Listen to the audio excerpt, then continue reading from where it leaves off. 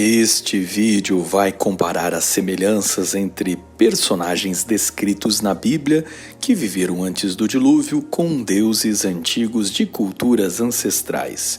O objetivo é compreender se a memória sobre Caim e seus descendentes continuou a existir entre os povos politeístas que abandonaram o culto ao Deus Criador. A seguir, também vamos utilizar o conceito psicológico dos arquétipos, que consiste em representações de padrões de comportamento associados a personagens que ilustram tais comportamentos.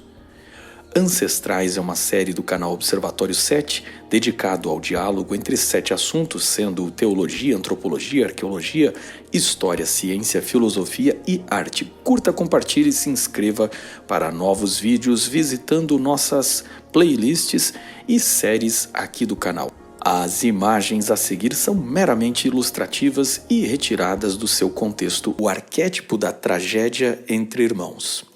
Muitos antropólogos têm relacionado semelhanças entre a história de Caim e Abel e o mito de Enkidu e Dumuzi. Nesta história sumeriana, Enkidu é um agricultor sumeriano, forma muito arcaica de um deus agrícola da irrigação, enquanto Dumuzi é a forma de um deus pastor.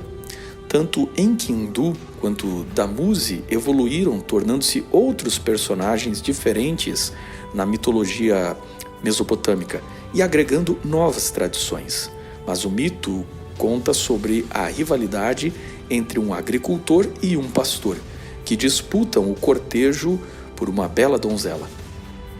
No poema Enkidu e Dumuzi, a jovem moça Inanna é estimulada por seu irmão Utu, o deus solar, a aceitar os cortejos de Enkidu, o agricultor, mas a jovem acaba por preferir Dumuzi, o pastor. Em outros poemas, Dumuzi, o esposo de Inanna, é vítima da morte, ficando aprisionado no submundo. E alguns veem neste momento uma referência à morte de Abel. O tema mítico dos dois irmãos ou dos gêmeos está sempre muito presente em tragédias de mitologias do mundo inteiro, onde um deles acaba morto, como no caso da lenda de Heitor e Paris, ou como Castor, irmão de Pólux, lembrado na constelação de Gêmeos, como Remo, irmão de Rômulo, o fundador de Roma, como Xolotl, o irmão de Quetzalcóatl dos astecas. Muitos deles, como Xolotl, asteca e Dumuzi, sumério, são guias dos mortos ao submundo. Aliás, o tema de gêmeos ancestrais é muito difundido nas culturas nativas sul-americanas. Seriam estas tragédias fraternais uma lembrança da batalha entre Caim e Abel e a morte do primeiro mártir? A morte de Abel é um dos arquétipos mais importantes na Bíblia porque ela identifica que o assassino sempre está matando seu próprio irmão, pois todos nós somos irmãos uns dos outros. O assassinato se constitui um crime abominável porque viola a família humana, priva o direito mais básico de alguém e é hediondo justamente porque equipara o assassino ao status superior ao de Deus, no qual o assassino destrói a vida que foi uma dádiva de Deus. É por isso que o sangue de Abel clama por justiça e Deus, que já sabe o que Caim fez, o interroga para que ele revele o seu caráter. Caim se justifica dizendo não ser guardador do seu irmão e Deus o poupa colocando nele uma marca que notifique os demais que ele não deve ser morto.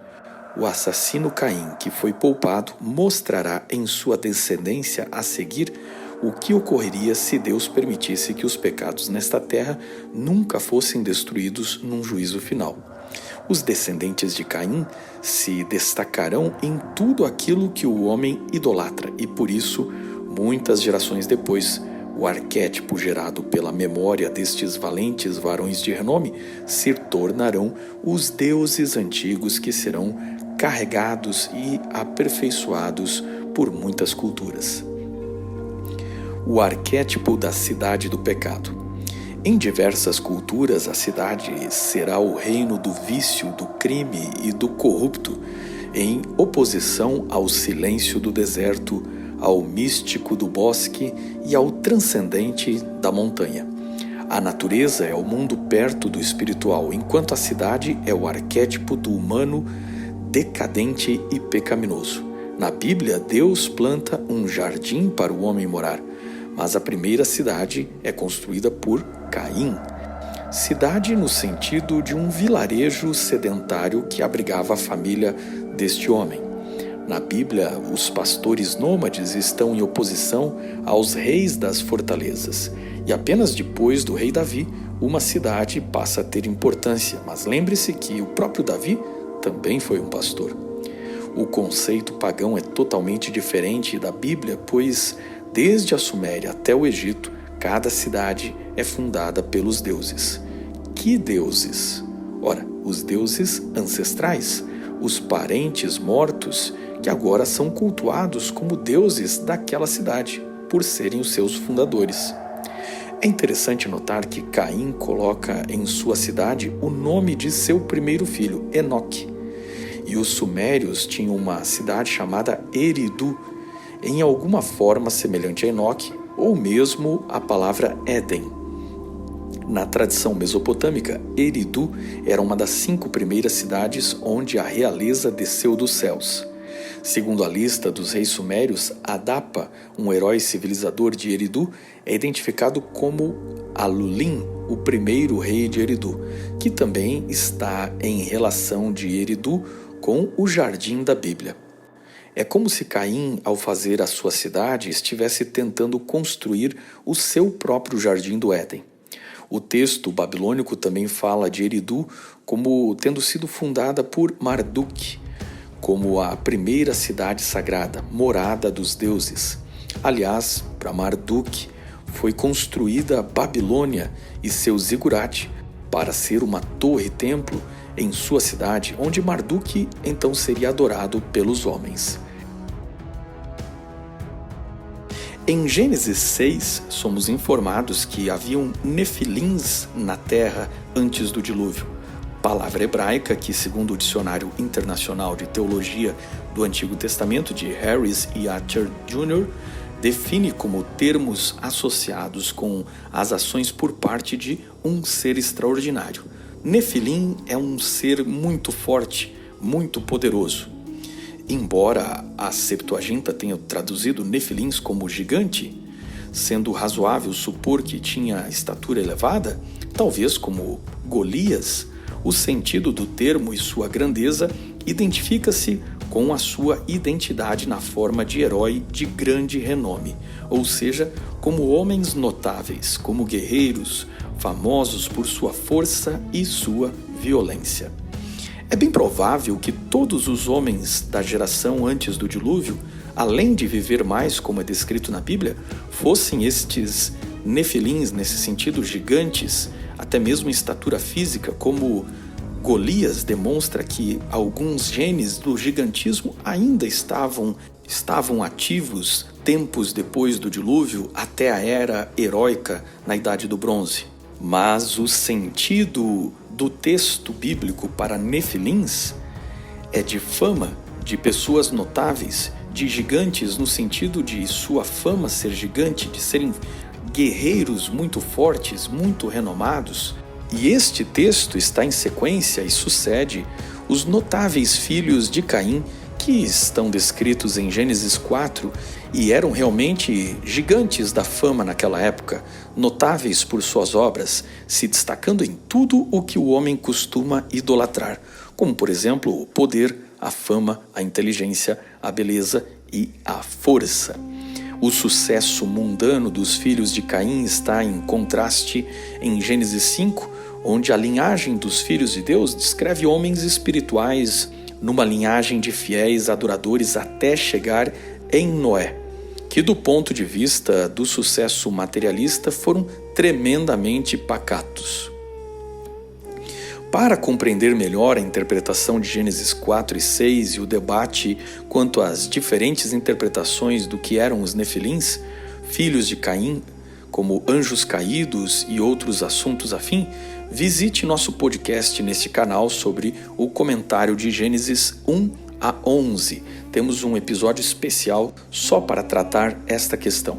É ali que avaliamos mais detalhadamente as interpretações diferentes da que uso neste vídeo.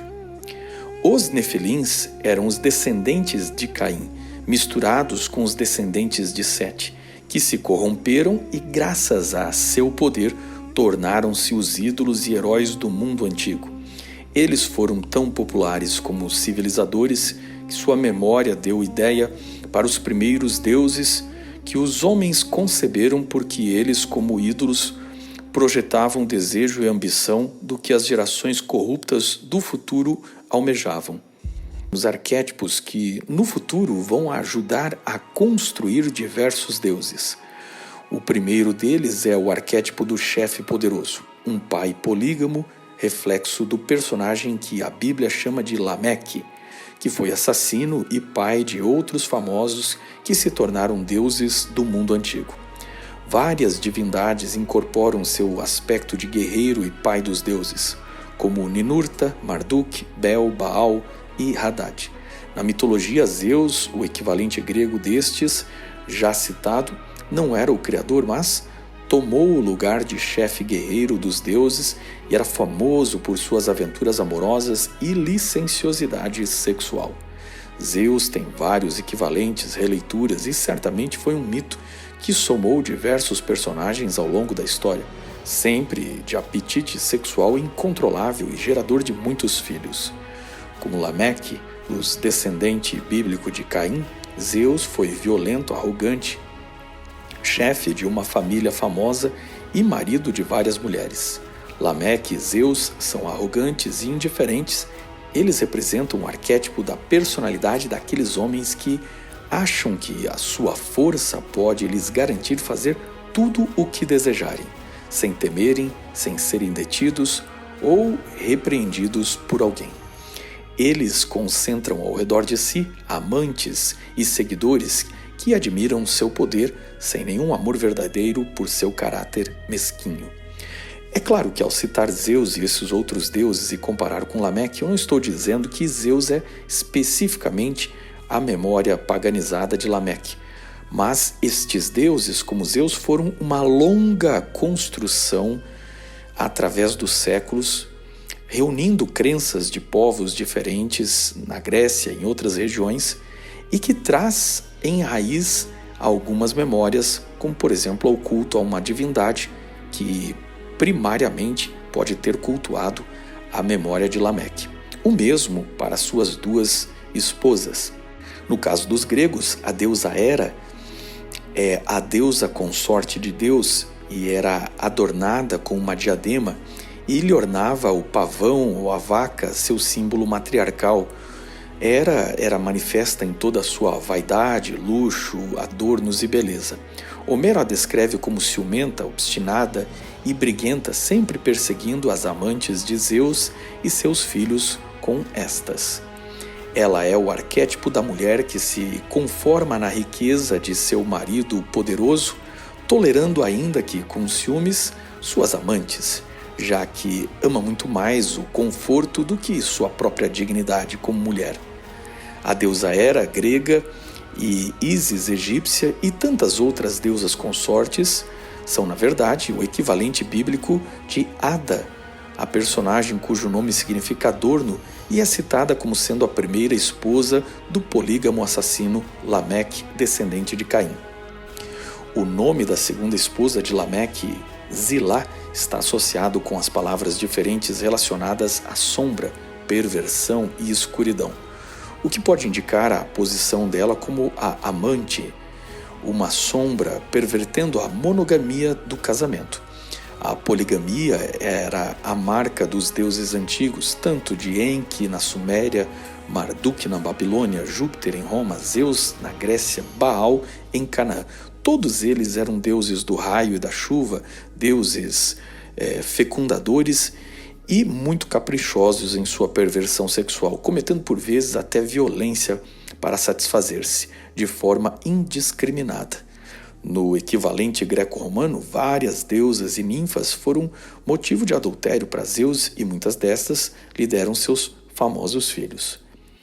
Hermes, conforme antropólogos e mitólogos vêm descobrindo, um dos filhos de Zeus, remonta a antigos deuses pastores que depois foram tidos por deuses do comércio e mais tarde associados a artes mágicas, pois seu comércio os ligava a estradas, caminhos, trânsito entre os mundos e, portanto, trânsito e negociação com o mundo dos mortos.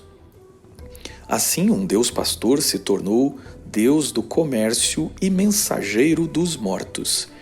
Ele identificou-se em Roma com Mercúrio, curiosamente com o deus Odin entre os nórdicos, e no Egito ele foi chamado de Thoth, e também associado com Anubis. Entre os filhos de Lameque, quem era pastor e se tornou poderoso, bem-sucedido materialmente, pai dos que habitam em tendas, sendo o primeiro grande possuidor de riquezas no mundo antigo? Jabal era seu nome. Ele é o arquétipo da prosperidade financeira, do culto à riqueza, ao dinheiro, e mais tarde Jesus o chamou de Mamon. Jubal, seu irmão, descrito em Gênesis 4, foi um inventor dos instrumentos musicais, também descendente de Caim, e encontra seu equivalente em Apolo, o filho de Zeus, inspirador da arte e da música.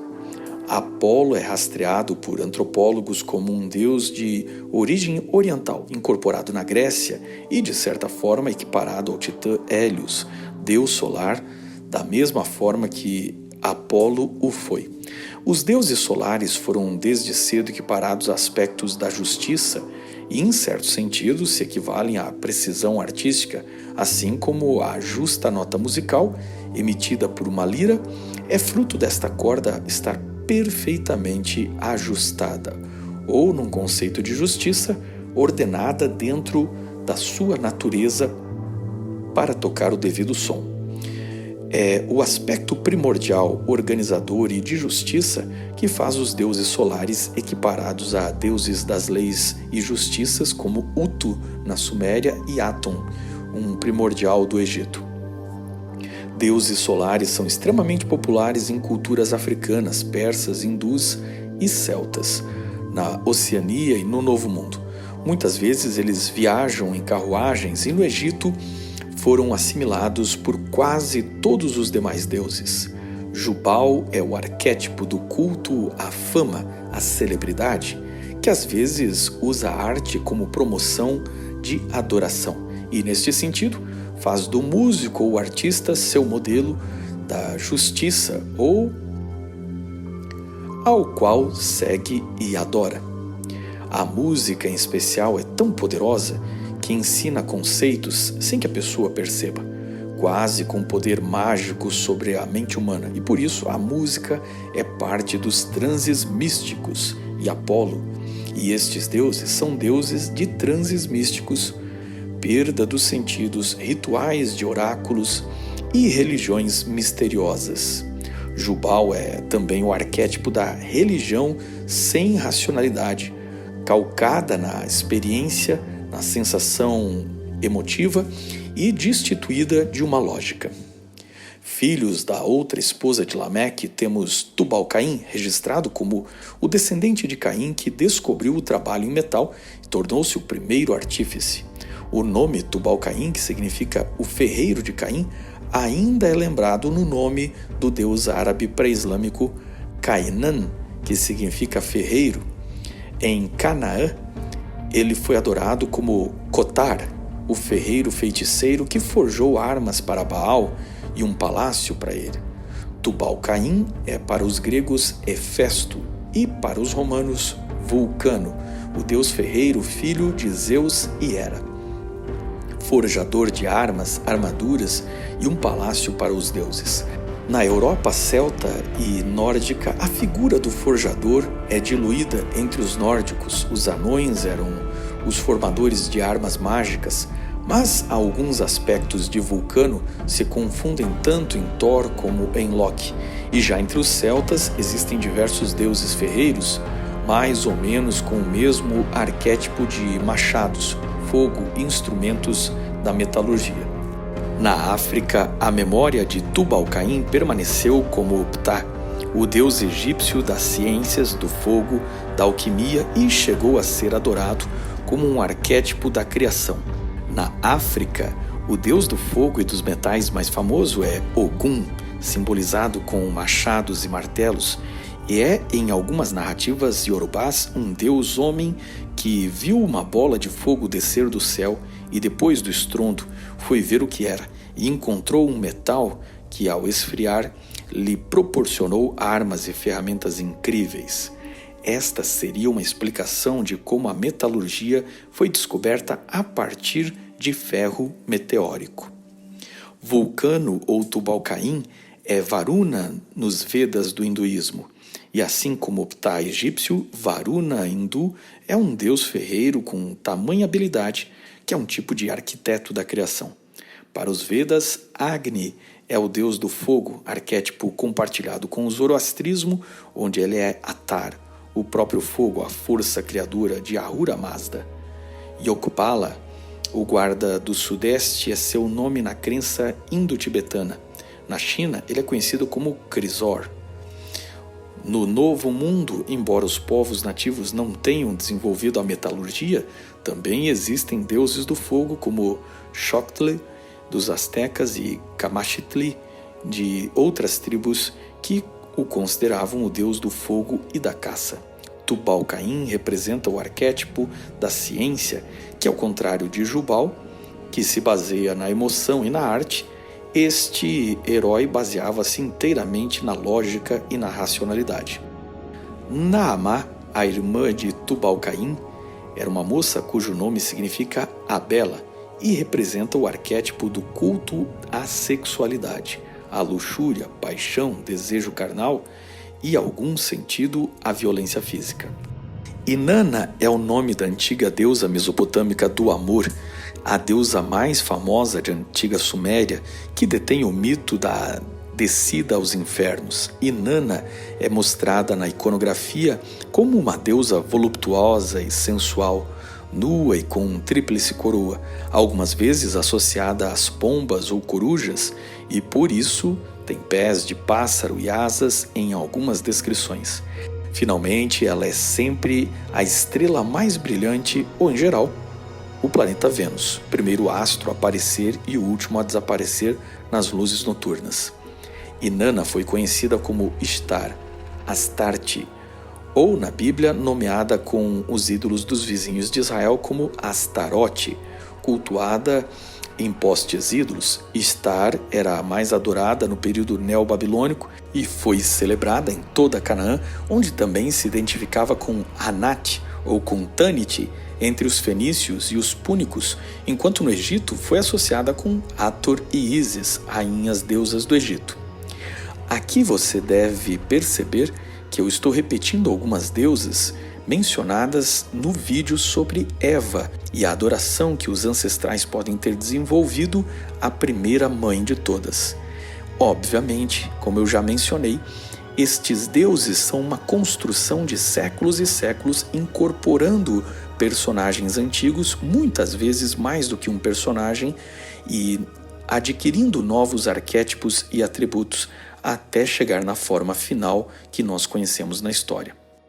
Os historiadores estimam que da Síria o culto de Astarte não seguiu apenas para o Egito, mas também para o Chipre e de lá para as ilhas gregas e para o continente, onde foi especialmente adorada em Corinto, com a mesma prática das prostitutas cultuais como era feito em Canaã, onde a deusa da Ásia foi adorada como Afrodite, cujos amantes Adonis seriam uma versão do Tammuz lá da antiga Babilônia. Afrodite foi cultuada em Roma como Vênus, e desde Babilônia sua associação com o planeta foi mantida. No norte da Europa, a Frégia, a Senhora, é a bela deusa associada à primavera, tendo muitos amantes, e do outro lado do Atlântico ela é representada em diversas deusas nativas. Curiosamente, a tradição dos rabinos diz que ela foi a esposa de Noé, fato que não é bíblico, mas foi assimilado na cultura judaica. A seguir, devemos notar que a própria memória sobre Noé não foi esquecida. Na Babilônia, Canaã, Síria, entre Hititas, temos também o mito de um filho que se rebela contra seu pai. A versão mais famosa é da Grécia, onde, assim como Noé foi um agricultor que nasceu novamente das águas do dilúvio, o titã Cronos é filho do titã Oceano e de Tétis. Mas na versão romana, Cronos é Saturno, um deus agrícola, com uma foice que é adorado no sábado e feriu o deus celestial. Cronos é também um deus do tempo, assim como Noé foi o homem que mais viveu entre os sobreviventes do dilúvio e viu a mudança das eras. Cronos casou com sua irmã Réia e teve 6 filhos, 3 homens e 3 mulheres. E Noé levou para seu barco seus 3 filhos e as 3 esposas deles, no total 6 pessoas além da sua própria esposa. Cronos devorava seus próprios filhos, até que um deles, Zeus ou Júpiter, em Roma, foge ajudado pela mãe e retorna, tempo depois, castrando e destronando o próprio pai. Na versão de Noé, o personagem bíblico plantou uma vinha e ficou fora de si ao se embriagar do vinho. Indefeso, ele foi de alguma forma violado por seu filho Cã, cuja Bíblia narra que viu a nudez do pai, e isso tem tido muitas interpretações diferentes. Mas alguns rabinos têm interpretado que este ver a nudez de Noé poderia ser o ato de Cã castrar o próprio pai, para o humilhar e tentar tomar dele sua autoridade, proclamando a si e seus descendentes os novos regentes da família. Fato que na versão bíblica foi rechaçado pelos outros irmãos Sem e Jafé. É claro que esta é só uma possível interpretação de outras que tanto pode ser a versão tradicional, na qual Cã apenas viu a nudez do pai e o desrespeitou, ou poderia ser um tipo de violência e abuso que Cã cometeu durante aquela bebedeira contra o próprio pai, indefeso, ou contra a esposa de Noé, que poderia ser sua mãe ou madrasta. Nós conhecemos a versão da Bíblia sobre esta história de Noé, mas será que o próprio Cã não teria a sua versão da história? Esta história, contada nos mitos, pode ser a versão de Cã e seus descendentes, que pode ter evoluído para a versão de Kumarbi, que achamos no norte do Oriente Médio, ou para a versão de Cronos, que depois foi incorporada pelos gregos e acabamos de citar.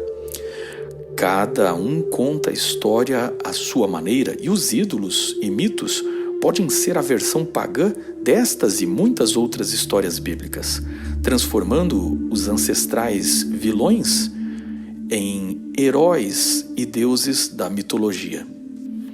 Em certo sentido, Freud estava certo, porque os deuses são de fato a projeção das carências humanas mal resolvidas. E a teoria de Freud funciona muito bem para descartar todos estes que são meros ídolos. Entretanto, a teoria de Freud não é capaz de descartar um Deus único, além da compreensão humana, que contraria e corrige o ser humano e, portanto, não pode ser projeção dos desejos deste.